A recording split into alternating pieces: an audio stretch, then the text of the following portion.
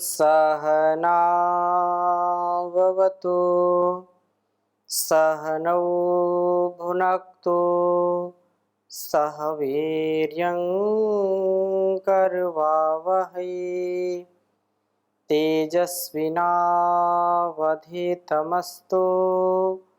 मा विद्विषावहै। ओम शांति शांति शांति।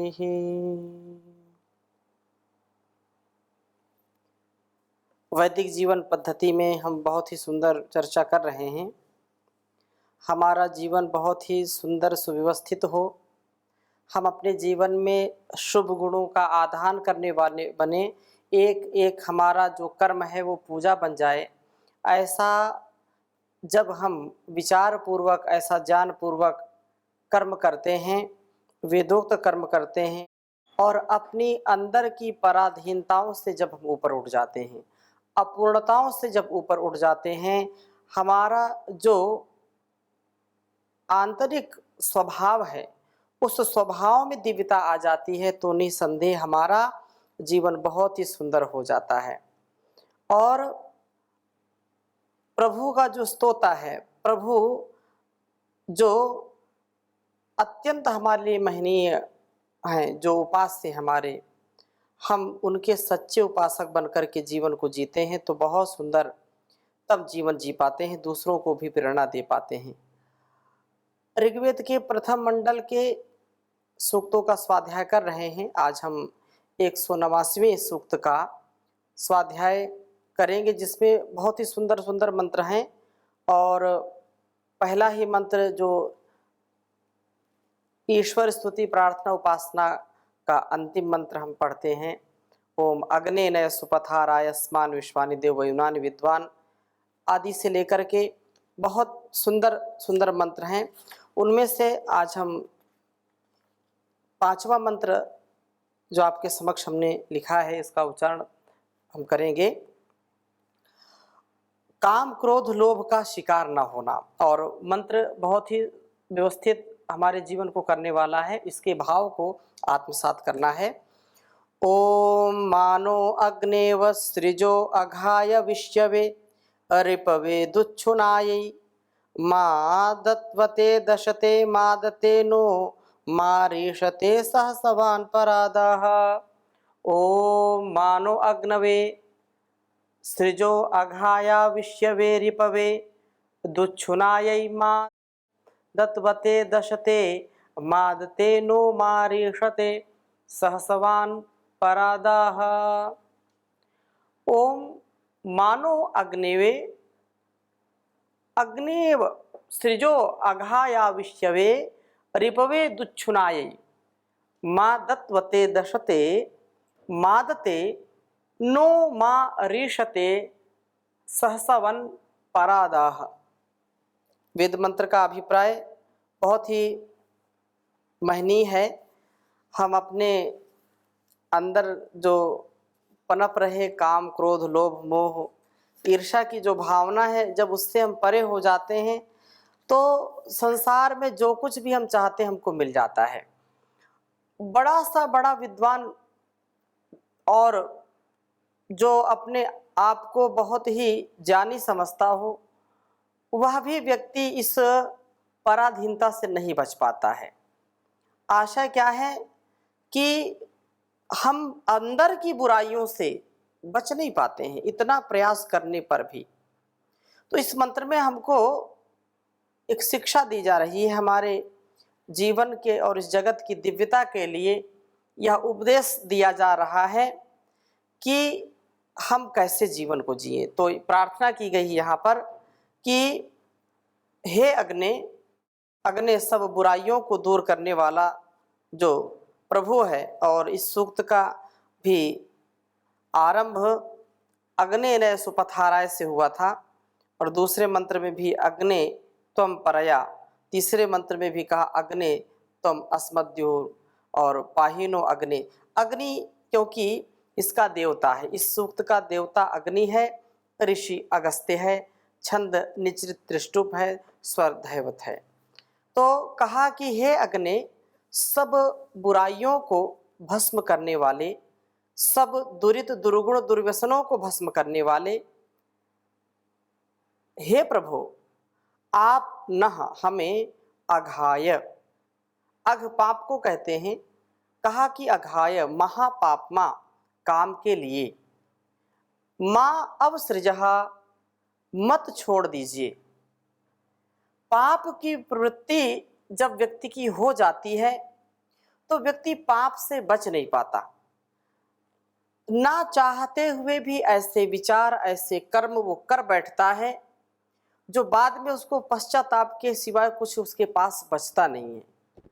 हम यदि विचार पूर्वक कर्म करें, ज्ञान पूर्वक कर्म करें, शास्त्रोक्त और वेदोक्त कर्मों को जो शास्त्रों में कहा गया है, शास्त्रोक्त कर्म करेंगे, वेदोक्त कर्म करेंगे, ऋषिप्रोक्त कर्म करेंगे तो पश्चाताप करने का अवसर हमको नहीं मिलता है। कहने का आशय क्या है कि हम ऐसे कर्म करते ही नहीं हैं, अथवा एक दो बार कभी मन में आ भी जाए तो वाणी पर नहीं आता, वाणी पर आ गया तो वह शरीर के स्तर पर नहीं आता है।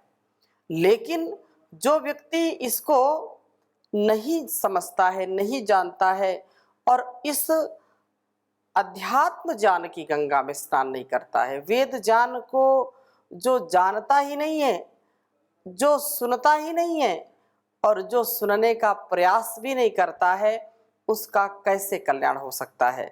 इसलिए कहा कि माँ अवसृजहा मत छोड़ दीजिए महापाप के लिए, हमें उसकी दया पर मत छोड़िए, हम काम के शिकार ना हो जाएं। यह काम हमें विविध पापों में फंसाता है। यह तो है ही अघ, यह पाप जो कहा कि अविष्यवे, अविष्यति इति रत्तिकर्मा, कहा कि हमें यह खा जाने वाला क्रोध के लिए भी मत फेंक दीजिए, क्योंकि व्यक्ति क्रोध करता है और क्रोध करते करते उसका शरीर इतना जीर्ण शीर्ण हो जाता है, अंदर से भी वह कमजोर हो जाता है, रोगी हो जाता है, मानसिक रोग और शारीरिक रोग भी उसको सताने लगते हैं। छोटा सा एक यदि क्रोध हमको आता है तो एक क्रोध के कारण अनेक रोग आ जाते हैं। इसलिए रोग आए हमको खाएं, ऐसी यदि हम चाहना करेंगे अर्थात क्रोध से हम पराजित होते रहेंगे तो कभी भी हम उन्नति को प्राप्त नहीं कर सकते हैं। उन्नति प्राप्ति का एक ही उपाय है कि हम अपने इस जीवन को ज्ञान पूर्वक विवेक पूर्वक जीने का प्रयास करें। इसलिए वेद मंत्र कहता है कि माँ अवसृजहा, हमें इनके पापों के और हमें काम क्रोध लोभ के इस भंवर जाल में मत छोड़ दीजिए। ये जो एक बहुत बड़ा इनका प्रांगण है संग्राम का, जो पूरा क्षेत्र बना हुआ है, इस संग्राम के बीच में हमारी आप रक्षा करिए। काम क्रोध लोभ मोह ईर्ष्या द्वेष, ये संग्राम में हमको पराजित ना करें, हमको दुख ना दें, आप हमारी रक्षा करिए, हमको ऐसे मत छोड़ दीजिए। और कहा दुच्छुनायई, दुष्ट गति वाले, जो शुनगतो रिपवे लोभ रूप शत्रु के लिए भी हमें मत छोड़ दीजिए। एक एक जो हमारे लिए अत्यंत घातक हैं, ये काम क्रोध लोभ मोह, ये जो हैं ये हमको वास्तव में हर पल दुख देने वाले होते हैं।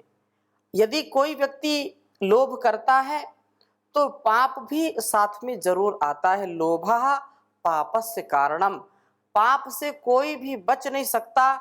जिसके अंदर लोभ आता है, लोभ की प्रवृत्ति आते ही उसके मन में पाप आता है कि इस वस्तु को, इस व्यक्ति को, इस स्थान को मैं कैसे प्राप्त करूं और उसमें जो बाधक हैं उनको कैसे मैं समाप्त करूं, जो न्यायपूर्वक हो या अन्यायपूर्वक हो, पाप पूर्वक हो पुण्य पूर्वक हो, उसको उस वस्तु उस पदार्थ की प्राप्ति के लिए सब कुछ करने में कोई भी उसको संकोच नहीं होता। असत्य का, अधर्म का, अज्ञान का, अविद्या का मार्ग भी उसको अच्छा लगता है उस वस्तु को प्राप्त करने के लिए। तो यहाँ पर प्रार्थना की गई है कि ये मुझको नष्ट ना करें। ईर्षा, द्वेष, क्रोध तो हमें भस्म कर देते हैं। इस दुच्छुनायी, दुष्ट गति वाले रिपवे, लोभ रूपी जो शत्रु है, उस शत्रु के लिए हमें मत छोड़िए। लोभ आने पर मनुष्य टेढ़े मेढ़े मार्गों को अपनाता है और जो गलत रास्ता है, जो सुपथ नहीं है, जो कुपथ है, कुपंथ है, कुमार्ग है, उस मार्ग का वह पथिक बन जाता है। कल्याण मार्ग का पथिक नहीं बनता है, कुमार्ग का पथिक बन जाता है। जो अकल्याणकारी है उस मार्ग का व्यक्ति जब पथिक बनता है, उस पथ पर आगे बढ़ता है, तो अनेक पापों को वह प्राप्त करता है, पापों में फंस जाता है। इसलिए कहा है कि इन अशुभ गतियों से प्रेरित करने वाले लोभ के भी हम शिकार ना हो जाएं। दत्वते, कहा कि दांत वाले, दशते, डसने वाले, क्रोध रूप शत्रु के लिए न हमें मां परा दाहा मत दे डालिए। क्रोध में दांत कटकटाते हैं लोग, बोलते दांत कटकटा रहा, कटकटा करके, बहुत कटकटा करके रह गया। क्रोध व्यक्ति को जब आता है तो क्रोध को दत्वान कहा है, साथ ही आददे, बिना दांत वाले।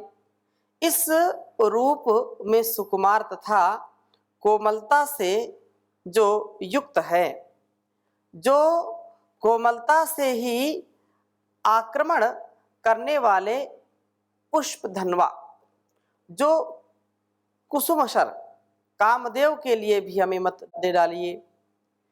जो काम से पीड़ित व्यक्ति होता है, वासना से पीड़ित व्यक्ति होता है, तो उसको कोई भी लज्जा, कोई भी उसको भय, कोई भी उसको संकोच, कोई भी मर्यादा उसको रोक नहीं पाती है।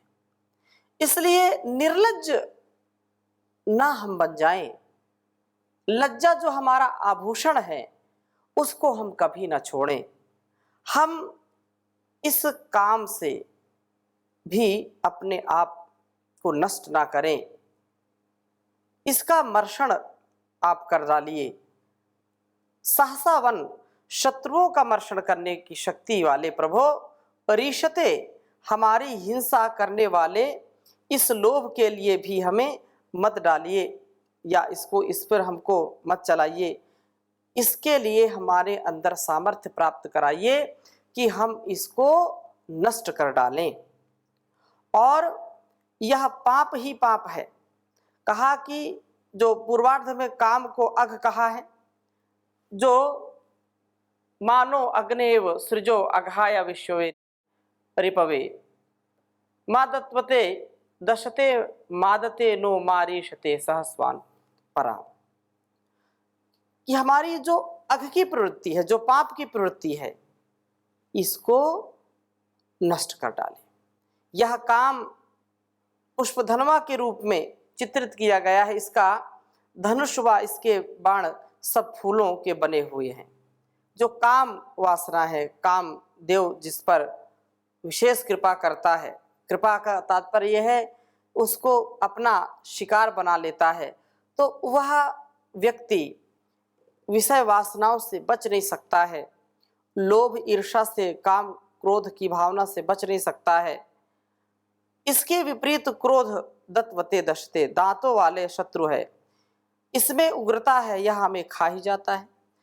दोनों प्रकार से हम, एक और जो अग्नि, क्रोधाग्नि है, या दांत वाला जो क्रोध है, वो हमको खा जाता है।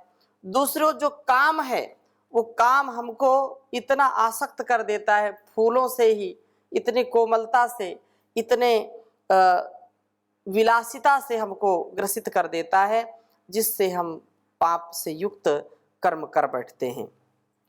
और इसका धनुष बाण सब फूलों से बना है, और क्रोध का एक प्रकार से दांतों वाला शत्रु है, यह हमें खा ही जाता है। अवश्य वे लोभ के कारण सब अशुभ मार्गों का आक्रमण होता है।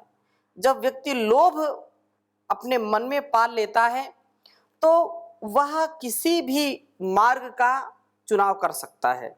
जिस मार्ग से उसको लोभ उसका सिद्ध होता है, उसकी प्रवृत्ति जो लोभ वाली है या लालच वाली है, जिसमें उसका लालच पूरा होता होगा उस कार्य को वो कर बैठता है। उसमें कोई रिश्ते संबंध, कोई भी मर्यादा, कोई भी संयम काम नहीं करता है और वह पाप की प्रवृत्ति व्यक्ति को अशुभ की ओर ले जाती है।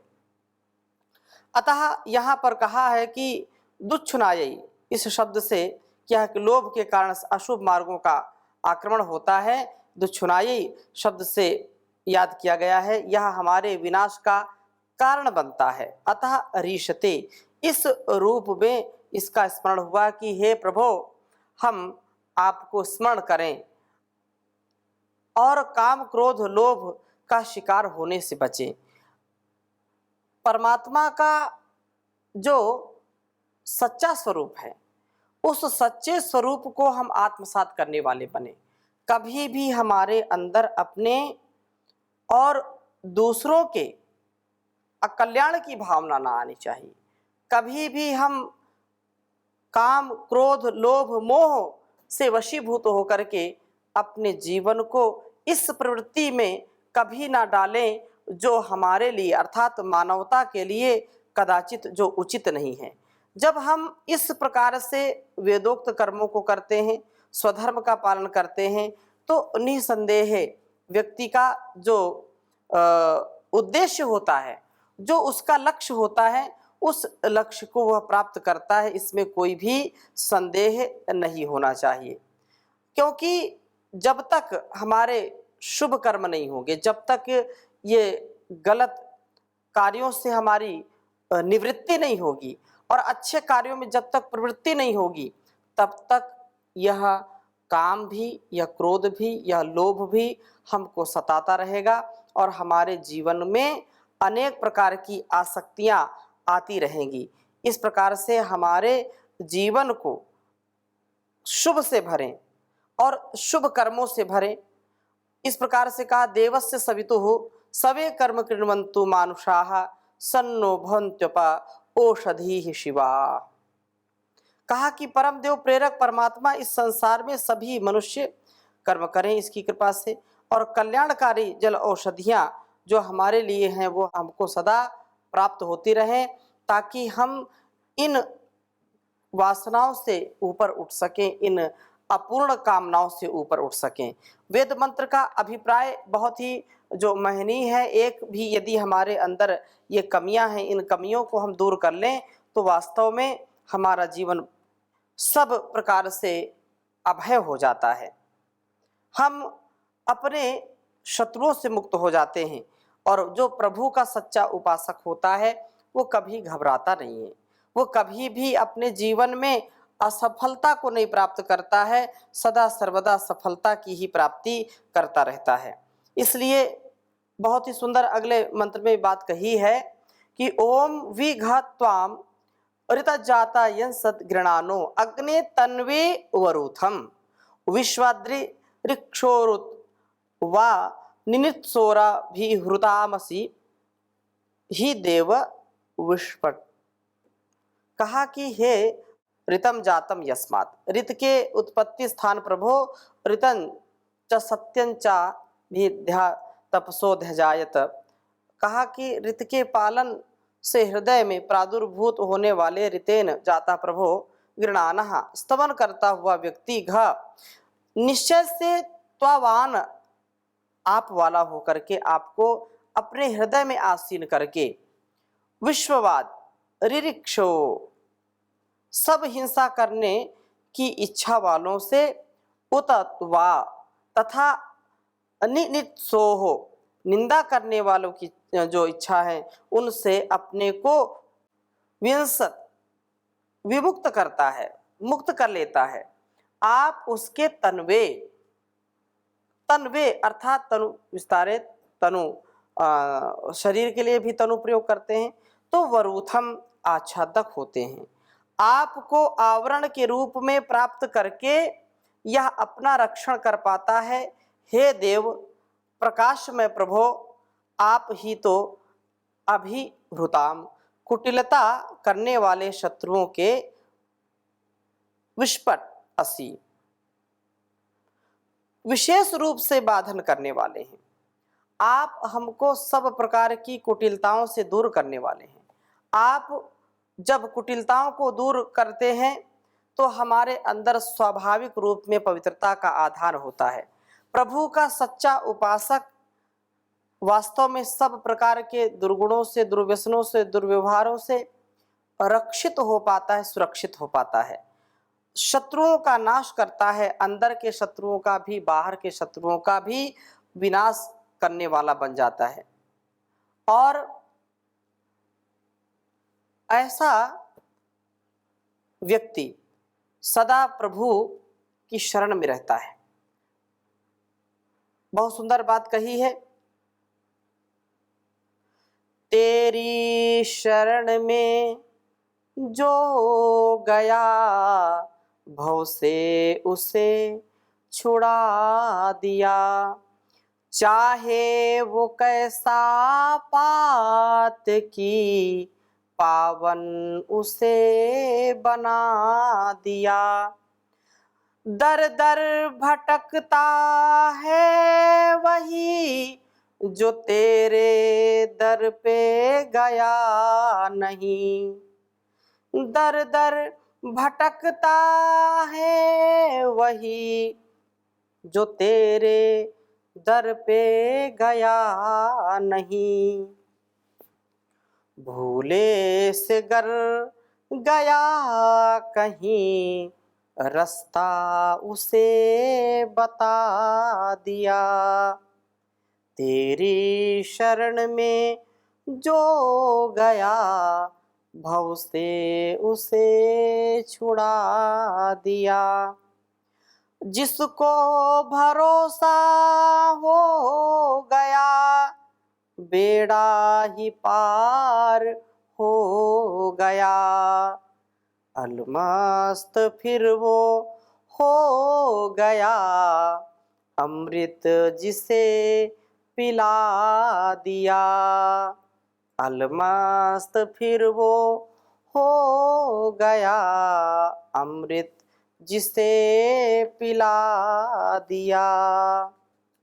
तेरी शरण में जो गया पावन उसे बना दिया, भाग्य प्रबल उसी का है, त्याग सफल उसी का है, भाग्य प्रबल उसी का है, त्याग सफल उसी का है, जीवन तो धन्य उसी का है जिसको तूने अपना लिया। तेरी शरण में जो गया पावन उसे बना दिया। तुम तो पतितों के नाथ हो, भक्त जनों के साथ हो। तुम तो पतितों के नाथ हो, भक्त जनों के साथ हो। मुझसे अधम विमूढ़ को दाता तूने अपना लिया। तेरी शरण में जो गया भव से उसे छुड़ा दिया, चाहे वो कैसा पात की पावन उसे बना दिया, पावन उसे बना दिया।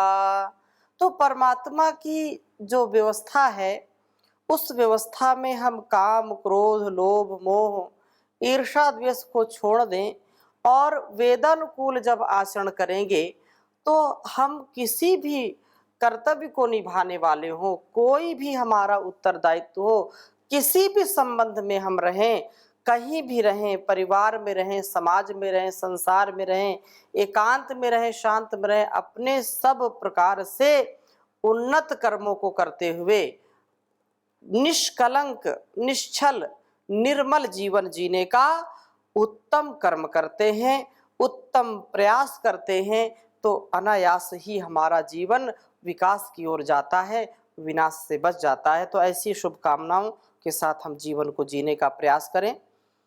ओम शांति शांति शांति।